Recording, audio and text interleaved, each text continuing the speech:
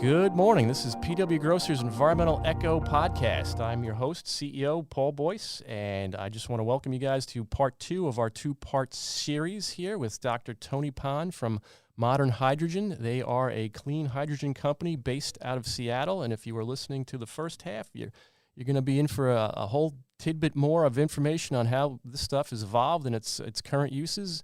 And I want to welcome you to the show. But before we begin, I just want to remind you, if you want to get a hold of us, always through our website, www.pwgrocer.com/podcast. And we'll dive right in with Dr. Tony Pan. So we mentioned the hydrogen, but you also brought up the solid carbon product. I was on your website and I saw you had nice beakers of just pure black, looks like almost like a sooty carbon product that we've seen before, almost like granular activated carbon. We do a lot of work with the water supply industry, and we use carbon to filter water, so we're familiar with it, but looks like what you're getting, a similar product, but I'm sure it's just pure carbon. Tell me about the carbon. I see it's solid. Is there any impurities in it? What are you using it for? That sort of thing. Yeah, so this, without getting into too much nerdy detail, it looks like activated carbon, but it's not.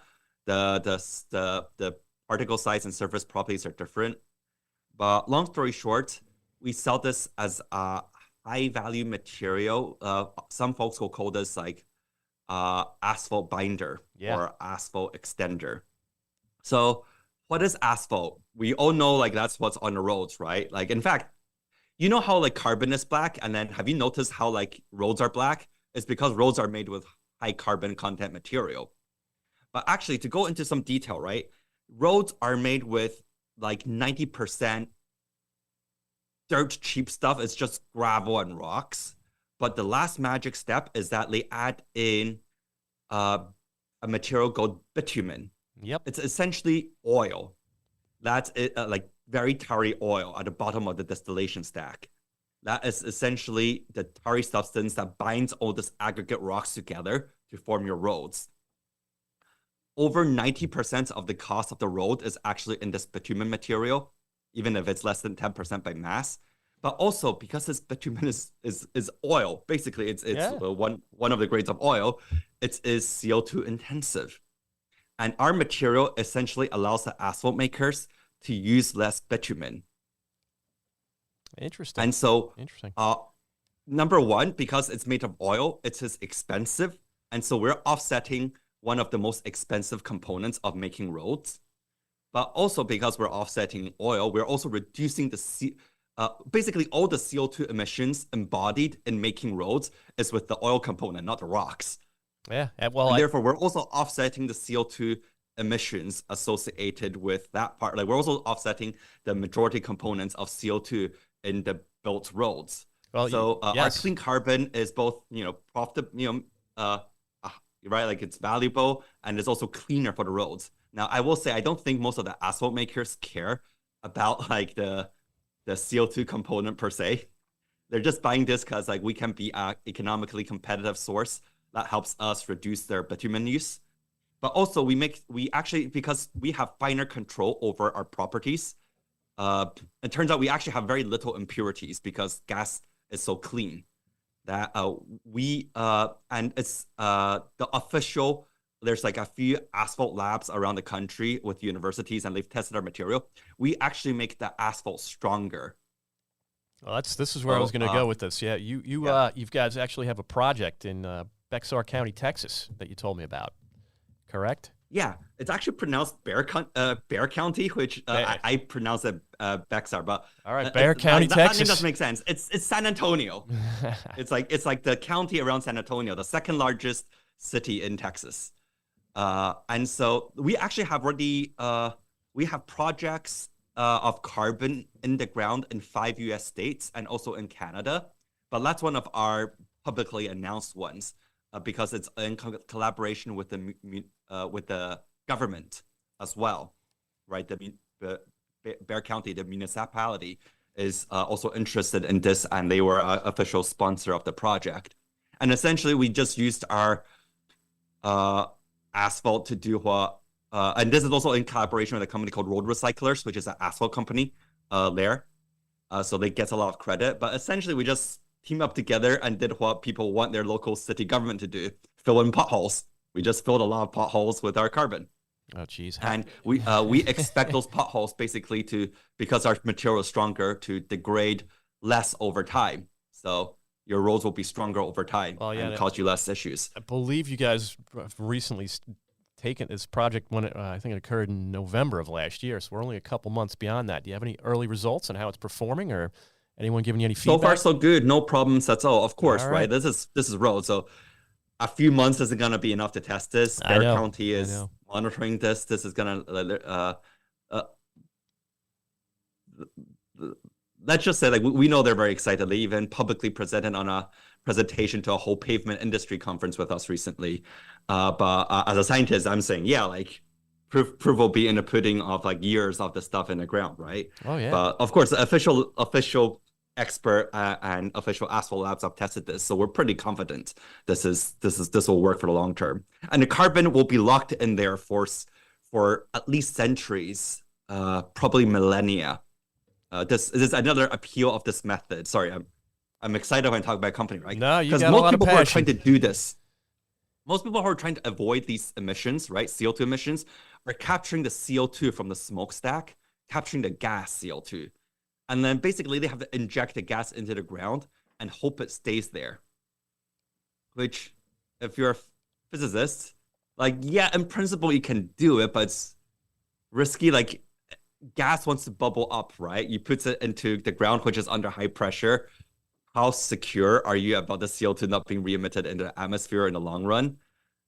Well, Tony, let me it's ask a challenge. Let me ask engineering you challenge. A question. If you were going to upscale this and we're going to start, capturing this carbon and collecting it, your I guess you call them the box, the unit.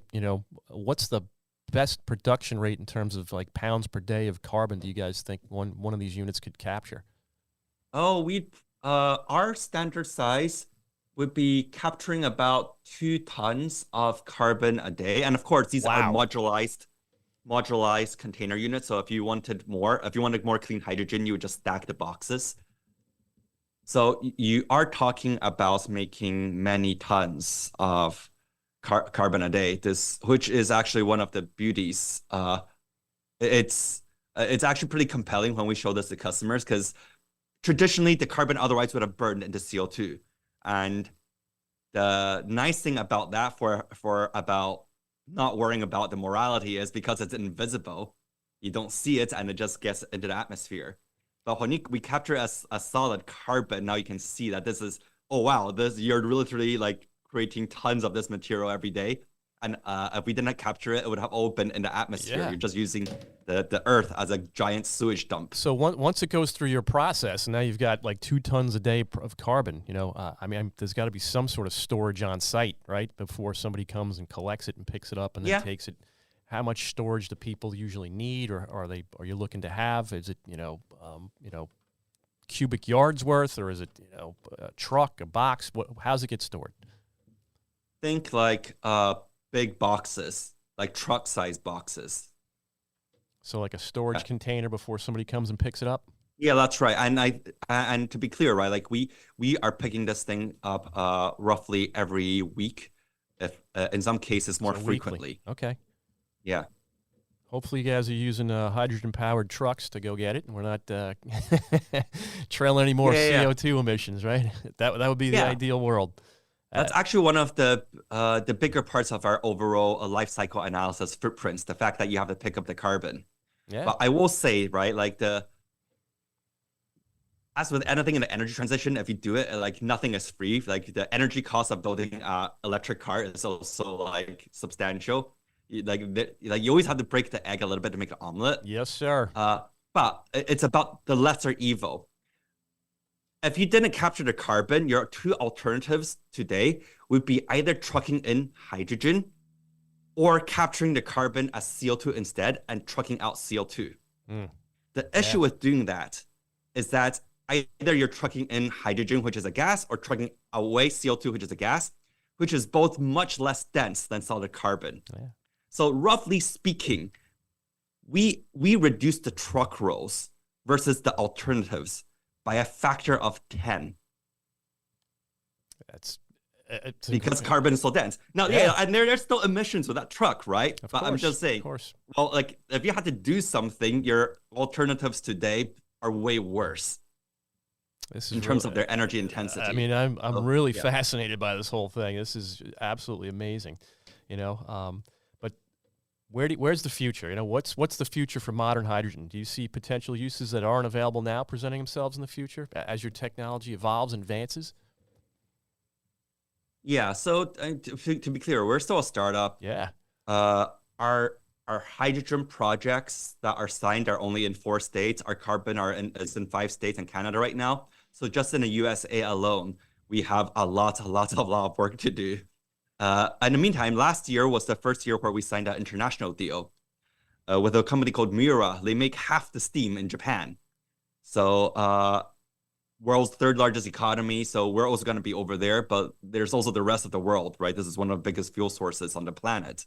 So yeah, like we want to expand in the US, expand globally. And really, there's still a lot of applications of hydrogen that our product isn't touching. Now, I still don't think in many cases we'll directly touch the end use. The utilities will do that for us. But yeah, do as much as humanly possible and quickly. I think that's if there's one thing that keeps me up at night, like we're still at the very early stages of figuring out manufacturing, and that typically takes companies a long time. And it's crazy, right? I remember the Paris Climate Accords, like I think 2016. Yep. When all the nations came together, made their commitments and say, hey, we're gonna aim for no more than 1.5 Celsius by mid-century. Right, that was the Paris Climate Accords. Of course, none of the governments actually met their emissions targets, but the models were like reality turned out worse than the climate models. We already hit 1.5 Celsius last year, so we're kind of like time is of the essence. We don't have a planet B, as they say, right? So yeah, you were correct. I mean, so you mentioned you're in like 5 states. Is it all limited to just the West Coast right now, or are you kind of in different areas of the country? All different areas. Which 5 states did carbon go into? I think it was Washington State, of where course, Seattle is, of course, Oregon, California, okay, Texas, and Florida. Oh, good. That's we're intentionally trying to do a mix of like red and blue states and purple areas. I want to see you come here to the Northeast where we're based. That would be really fun to see something like Long Island is starving for it. We could use it. Yeah, one of our recent investors is National Grid. They're here. You know it. Yeah, one of the biggest utilities in New York and Massachusetts. That's it. That's the national the natural gas guys over here on the island. So we would love to see it, and in the whole Northeast region. So through all your experimentation and development of these products, have you come across anything accidental or surprising in the lab when you were trying to build this product? Oh, all the time. I'm trying to think about which one I can talk about. The invention process, I will say, right, like with that many patents behind my belt and actually running all these endeavors, yeah, like it takes like 100 geniuses along the way. You have your initial idea of how to do it, and right, like pyrolysis. To go technically, like essentially you heat natural gas in an environment without any oxygen, and you heat it to enough high temperatures, and it will naturally split into carbon and hydrogen. And of course, there was some fancy way we thought about doing that, and having very good heat transfer and doing carbon removal from the system. But then you have to constantly invent, because then you realize, hey, like you just can't make. It's not just a core reactor. You have all these peripheral systems that you have to build. And that's not necessarily easy, right? The customer never pays for technology. The customer wants to pay for a full solution, end to end. And you need to take care of everything in between. And so throughout the process of solving, sorry, I'm being vague because it's hard. It's tricky for me to describe the actual invention and trade secret that oftentimes is, it's not like someone having a eureka moment. It's people trying different things in the lab and suddenly connecting the dots accidentally. Yeah, well, I think that our listeners would love to hear something like that. You know, like I accidentally discovered X. You know, like the guy that like Bakelite on a you know the handles on frying pans. They accidentally discovered stuff like that.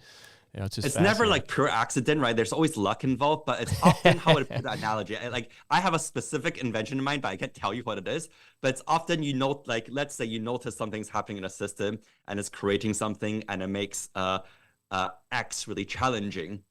But you flip your mentality around that and you're like, wait, actually, if that's happening, why don't I actually use what's causing me a challenge, rejigger the system so that this goes from being a bug into a feature.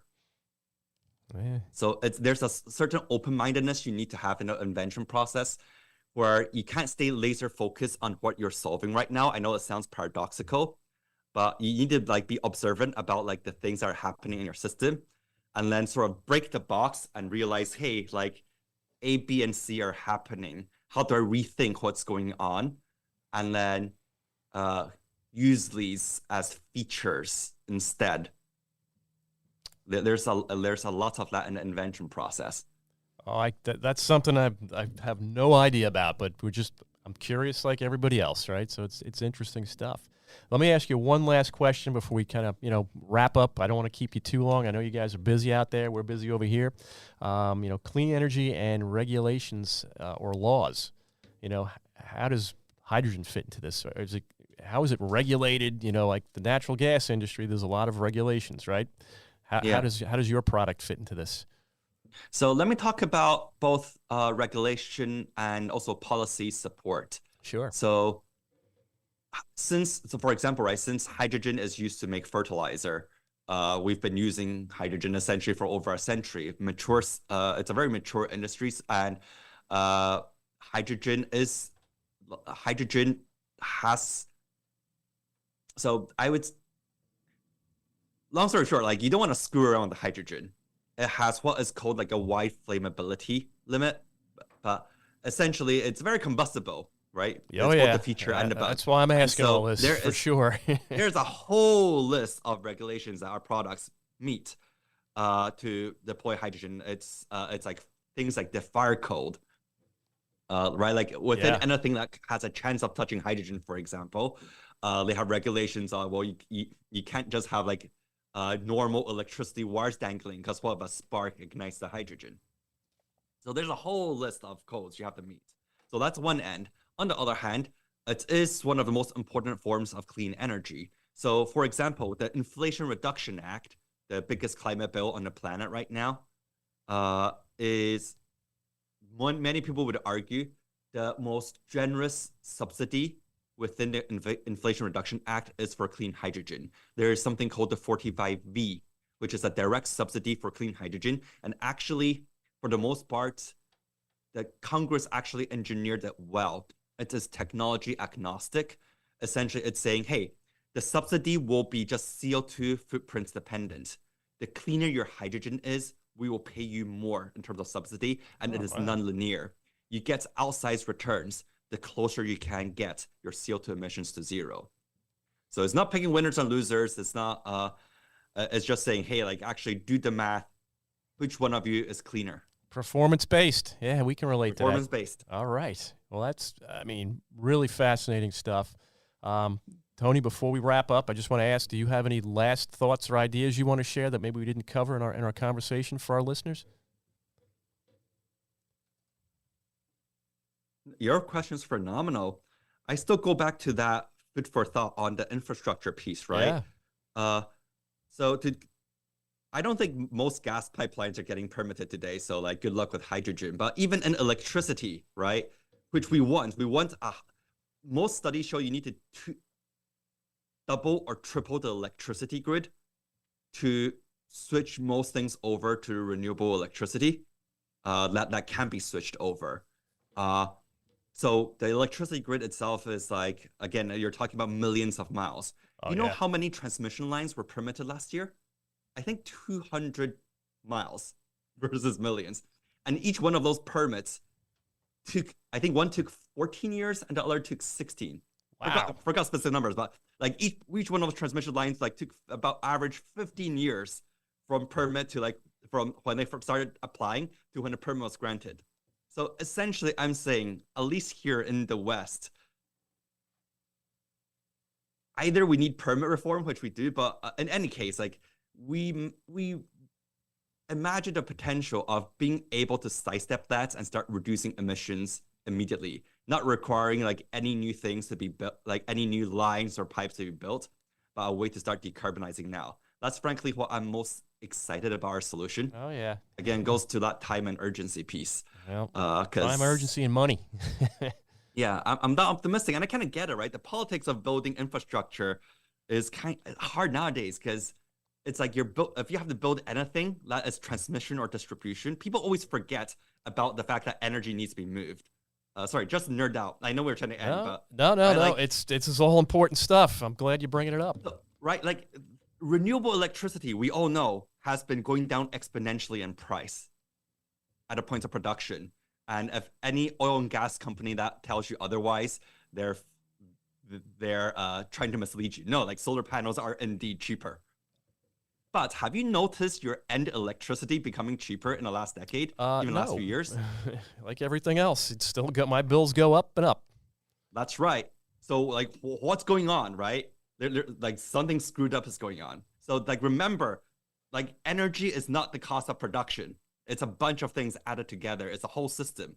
And one of the most important parts of the system is transmission and distribution. That's it, the Today, delivery. just in the United States, the electricity grid, about half the price of your delivered electricity is already transmission and distribution. It's not generation. Yeah. And so it goes into just piece of like, just think about the infrastructure piece of moving all these things around.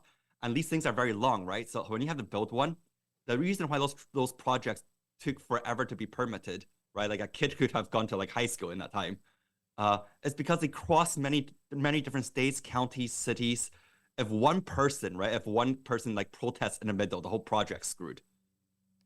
It does slow it down for sure. Right? We've had it on much smaller projects, of course, yeah. So we need to think about decarbonization solutions, and we're not the only one. There's many solutions that are kind of smart, but ways to sidestep new infrastructure builds in terms of transmission and distribution. Otherwise, I don't think the energy transition can happen as quickly as it needs to. It's not going to get off the ground that quickly. You were correct. Wow. Well, Tony, I want to thank you for your time today. I'm sure I hope our listeners got a lot out of this, as I certainly did, being introduced into the hydrogen world here through your company, Modern Hydrogen. So for our listeners, again, our guest today was Dr. Tony Pan from Seattle out there, and his company is Modern Hydrogen. I want to thank everyone for joining us today. And just to wrap up, again, if you guys want to get a hold of us, this is the Environmental Echo podcast by PWGC. Best way to reach us, as I said earlier, is through our website, www.pwgrosser.com/podcast. And we look forward to hearing from you. And I want to thank everyone for taking the time out to listen to this, and I hope you all enjoyed it as much as I did. Thank you. Thank you for joining us on this episode of PWGC's Environmental Echo. You can download and listen to this episode on Spotify, Apple Podcast, Google Podcast, or by visiting our website, www.pwgrosser.com/podcast. For more content like this, be sure to subscribe to our channel and hit the notification bell so you never miss an episode.